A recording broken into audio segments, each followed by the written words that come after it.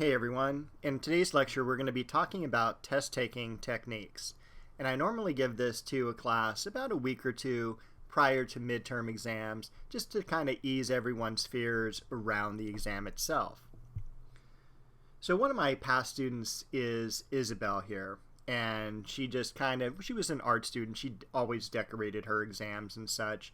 And I know she did this in a humorous fashion, but this is just to let you know as well, not to do this to any type of teacher. A lot of times, especially at the end of finals, we'll get notes on our exam saying, please don't fail me, or I'm only 5 points away from an A, can you please make sure I get that?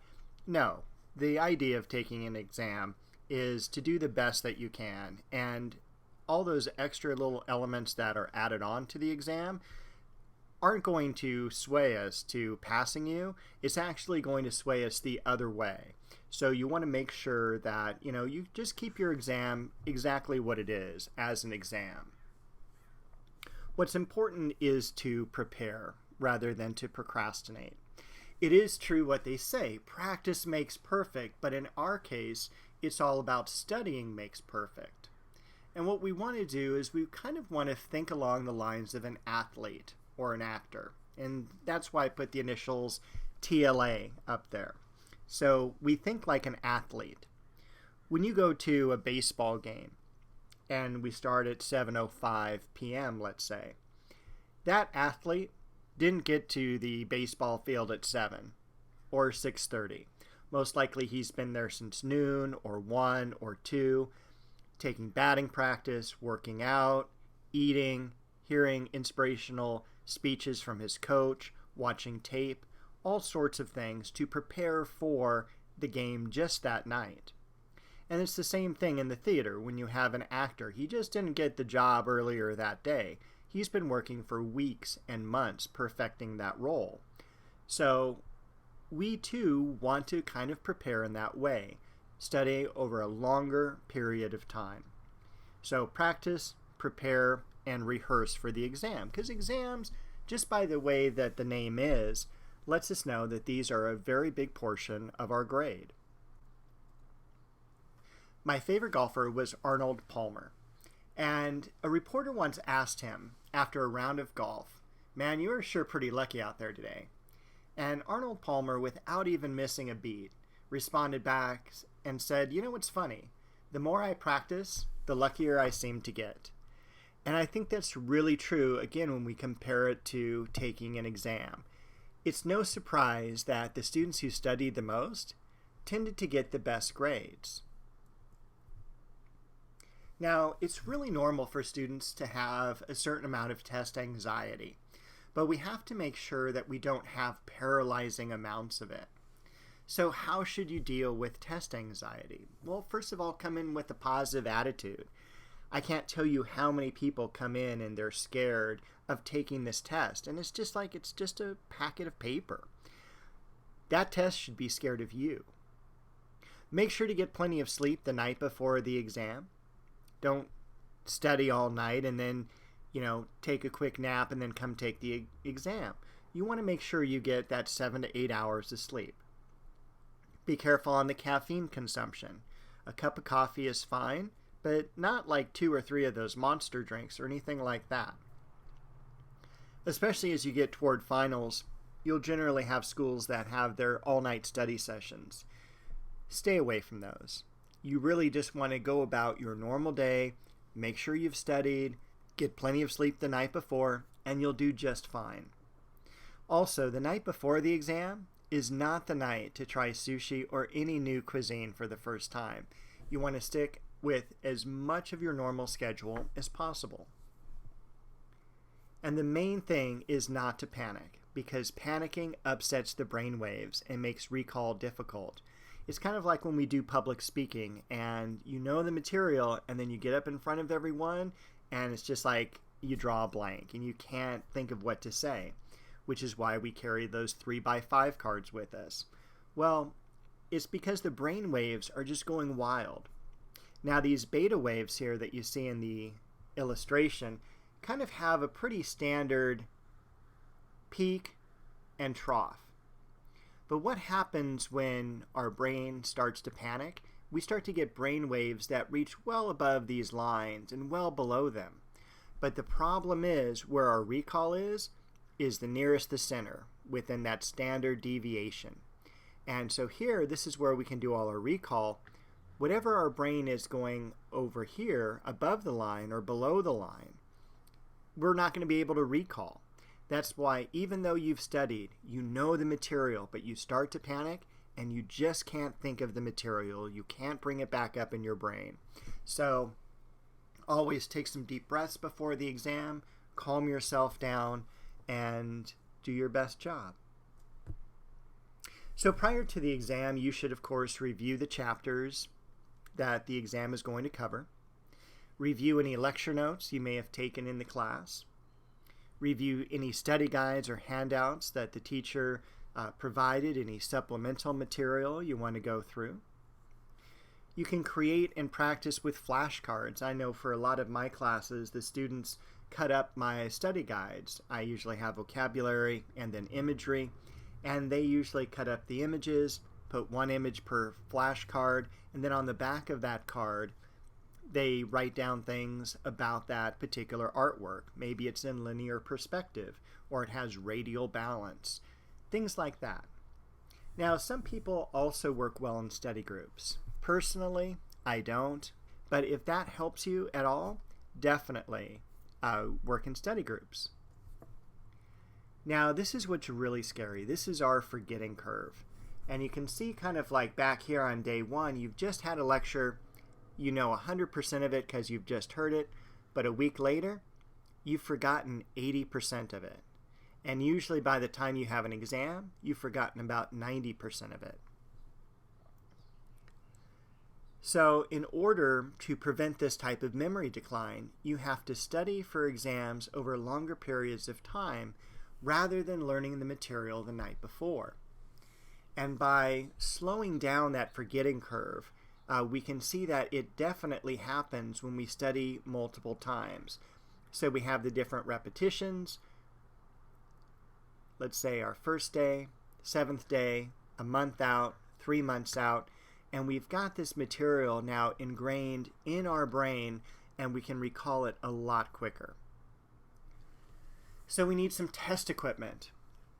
Imagine going camping and you know what to bring. And in a class, I'd have you all shout out what you need, like a sleeping bag, pillow, tent, water, kerosene lamp, things like that. But it's surprising that students come to an exam unprepared. You're never going to go camping and go, oh, you know what, I forgot my tent, or I forgot my sleeping bag. Nothing like that. But when you go to an exam, it's like, oh, I forgot a Scantron, or I forgot a pencil. And these are necessity items. So no matter what type of exam you have, you're usually going to have a Scantron element. Make sure you've purchased Scantrons, make sure you have extra Scantrons, and definitely buy them early. A lot of times when you go to an exam, all of a sudden maybe traffic is a little bit more difficult, or there is a parking situation. Things like that that slow you down, and then all of a sudden you're running late to class, you don't have a Scantron, now you have to wait in line at the student store. These are some pretty standard Scantrons. Make sure to buy some, buy some extras. They're very inexpensive, and definitely do not crinkle them up.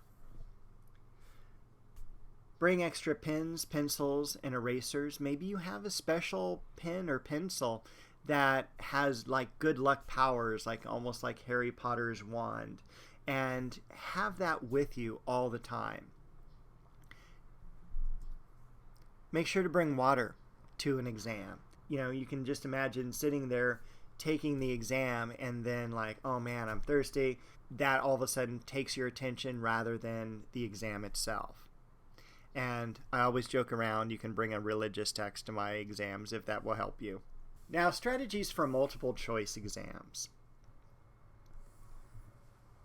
So with multiple choice exams, you want to make sure to pace yourself. Know the time limit, whether it's per section or per class period. You want to read the question itself. Read through all of the answers. Go back then and reread the original question and then answer the question. And I know that may sound like a little bit more of a tedious process, but it's real common for people to make mistakes just because they didn't read all the words in the original question, or they didn't read all of the answers, because even though they marked what they thought was the correct answer at the time, there was a better answer further down the list. When I teach ancient civilizations, for instance, we might have to identify a building such as the Parthenon, which sits atop the Acropolis in Greece. Well, I'll throw the image on the exam, and the very first answer, instead of Parthenon, I'll put Pantheon, which is a later Roman structure. And you would be surprised at how many people just mark Pantheon because it looks like Parthenon. But they didn't see that Parthenon was further down the list. So, once again, read the question, read the answers, reread the question, and then finally answer the question. And if you don't know the answer, most commonly, I would probably suggest you mark B as in boy.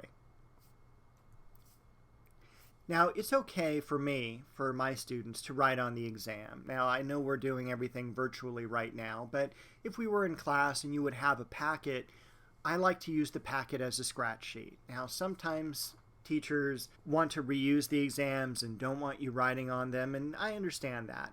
But for me, I don't recycle any exams. I write them new every semester. And I like the idea of using this as a scratch paper. And in my classes, you get that exam packet back. You do turn it in at the end of the class period, but when I hand exams back, you're going to get that same exact packet back. So it's a good idea to mark questions that confuse you. Don't waste time on these. Come back to these later. Answer the easy questions first, and then go back and do the ones that are more difficult, and then go back even a third time for the ones that you just are very, very difficult or take too much time to figure out. You don't have any real return on investment if you answer them. So get those early, easy points quickly. Do not read more into the question than was intended. Answer the question exactly as it is written. For instance, I give the analogy as if I tell you to look outside and is today a sunny day? And for the most part here in Southern California, absolutely it is, and you can just mark, yes, today is a sunny day, true. But I'll have a lot of students who will begin to start thinking about, well, I have relatives in Kansas, and it's cloudy and rainy there today, so I don't know how to answer this question. And that question was very specific. Is it sunny out? All you have to do is look out the window. So a lot of people like to read more into the question. Don't do that. For true and false exams, watch for keywords. When you see an extreme modifier, such as all, always, never, none, best, and worst, the answer tends to be false, compared to general modifiers, such as sometimes, many, most, often, frequently. Those answers tend to be true. And when in doubt, it's usually true. It's more difficult for a teacher to write a question that has a false premise. And when I first learned about this fact, I went back through my exams, and sure enough, about 75% of my true-false questions ended up being true. Now, some strategies for any exam. First of all, I realize that sometimes you'll have an exam that's an hour, hour and a half long. You want to consider taking small breaks where you can stretch, take a deep breath, look up, but don't ever, ever, ever let your eyes wander to another person's exam. Even if it's tempting to do so. It's like, oh, what is this question? I don't know. Let me see if this person has it marked A because I have it marked A. Chances are they're going to have the wrong answer anyway, and you definitely don't want to get caught cheating. If you get caught cheating in my class, it's an absolute, no question, it's an F on the exam. Other strategies would be to go with your first instinct. Never go back and change an answer. In my experience, most people go from the correct to the incorrect answer. And I normally go through about 300 scantrons at a time. And I can tell you about 80% of the time where a student has erased an answer, they have erased the correct answer. I've had some exams where 95% of the time that's been true. Don't second guess yourself. You also want to know how many points the exam is worth and how much will this exam impact a grade. You know, most of my exams are worth 20 to 30% of the overall grade. But you might have an exam that's worth like 5 or 10%. Well, then all of a sudden the pressure's kind of off. Even though it might still have that midterm title, you really want to make sure that you have a very significant percentage of your overall grade being determined by this test. The more it impacts your grade, the more you should study. And speaking of that, how much should we study? Well, on average, you should plan on spending 2 hours of study per unit of class per week. So what does that mean? If we have a 3-unit class, that means 6 hours per week outside of class we should be studying. And in an average 16-week semester, that's 96 hours. And so it's real easy just to round that to 100 just to make things easy. So if you have an exam that's 30% of your overall grade, you need to be studying about 30 hours. Now, are you going to be able to study 30 hours? Probably not. But this formula will also help you in terms of determining when you're working too much. You know, if you're studying for an exam 40 or 50 hours, and it's only worth 30% of your grade, you're studying too much. You're not being as effective with your time.